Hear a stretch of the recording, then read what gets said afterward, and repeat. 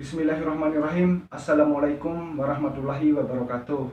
Perkenalkan, nama saya Untung Akbar, NIM F1C015086. Yang saya hormati Bapak Dosen Bapak Tri Rahmanto STMSC selaku dosen pembimbing pertama saya.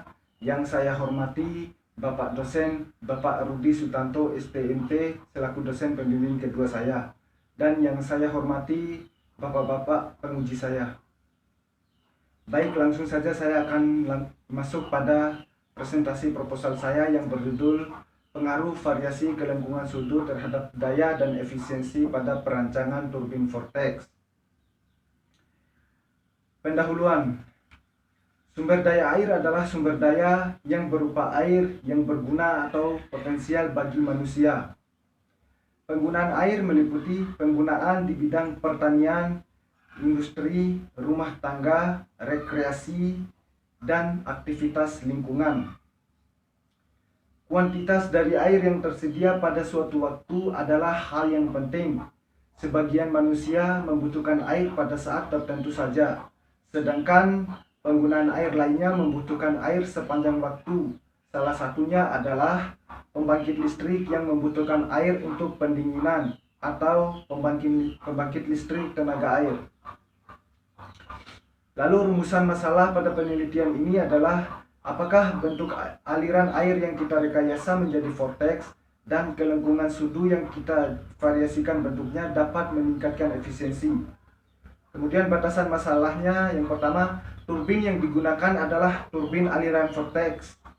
Yang kedua, jumlah suhu yang digunakan adalah 9 suhu. Yang ketiga, suhu yang digunakan adalah suhu yang berpenampang lengkung. Kemudian yang terakhir, aliran yang digunakan adalah aliran buatan yang menggunakan pompa listrik bertenaga 4 kW. Tujuan penelitian, adapun tujuan penelitian ini adalah untuk mengetahui pengaruh variasi kelengkungan suhu turbin terhadap daya dan efisiensi turbin vortex. Yang kedua, mengetahui variasi kelengkungan suhu turbin terhadap putaran poros dan torsi. Kemudian yang ketiga, mengetahui pengaruh debit aliran terhadap putaran poros dan torsi. Dan yang keempat, mengetahui pengaruh debit aliran terhadap daya dan efisiensi turbin vortex. Kemudian masuk pada manfaat penelitian, yang meliputi hasil tugas akhir ini dapat langsung diterapkan di lokasi yang memiliki potensi aliran sungai sehingga dapat dijadikan pembangkit listrik tenaga air. Kemudian yang kedua, mengurangi ketergantungan sumber energi bertenaga fosil. Yang ketiga, bagi penelitian ini dapat menambah wawasan dalam perancangan turbin vortex. Adapun tempat penelitiannya dilakukan di Laboratorium Konversi Energi jurusan Teknik Mesin, Fakultas Teknik. Kemudian masuk pada tinjauan pustaka dan dasar teori. Turbin vortex adalah turbin yang memanfaatkan pusaran air buatan untuk memutar sudut turbin dan kemudian diubah menjadi energi putaran pada poros. Prosesnya, air sungai dialirkan melalui saluran masuk ke tangki turbin yang berbentuk lingkaran dan di bagian tengah dasar tangki. Akibat saluran buang ini, maka air mengalir membentuk aliran pusaran air atau membentuk pusaran vortex.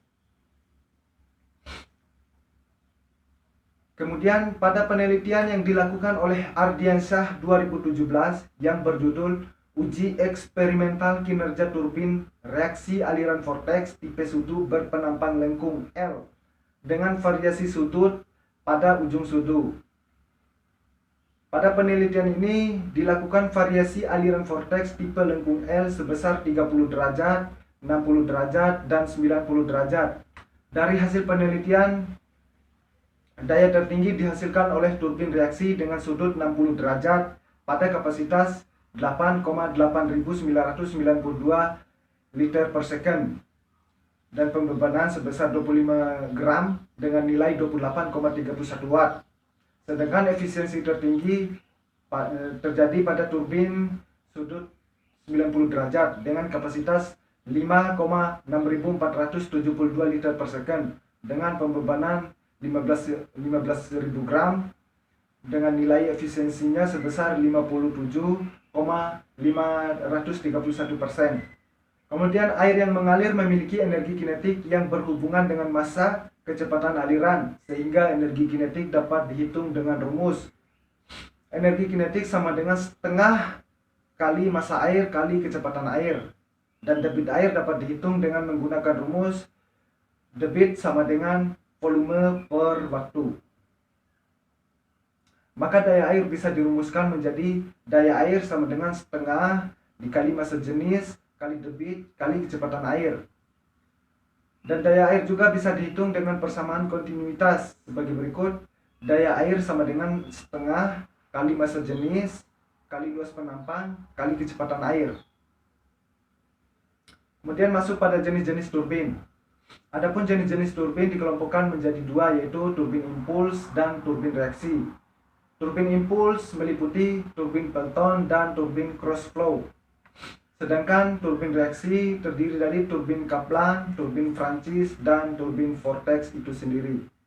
Kemudian performansi dan efisiensi turbin. Performansi pada turbin merupakan daya mekanik yang dihasilkan dari sebuah turbin. Untuk mendapatkan nilai tersebut, maka data yang diperlukan adalah torsi dan kecepatan sudut. Kemudian torsi dapat dicari dengan torsi sama dengan gaya kali jari-jari.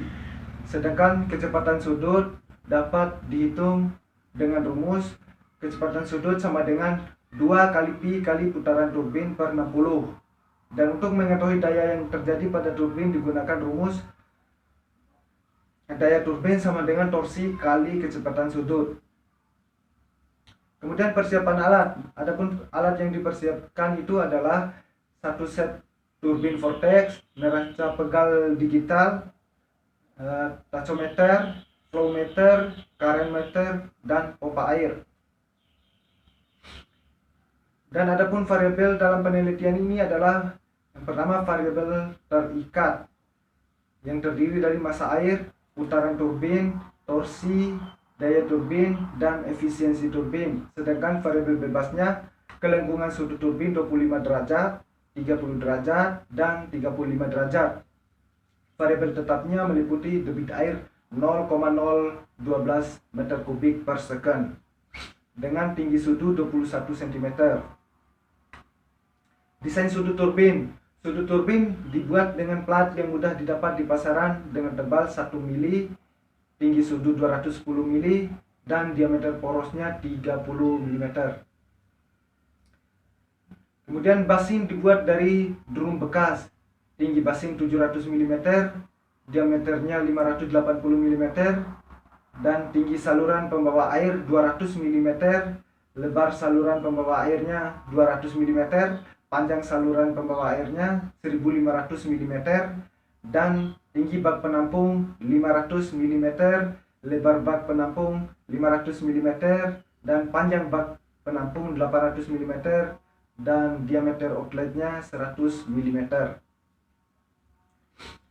Kemudian pengambilan data diambil dengan prosedur pengujian sebagai berikut. Yang pertama, persiapan. Persiapan meliputi menyiapkan dan memasang semua instalasi yang dibutuhkan.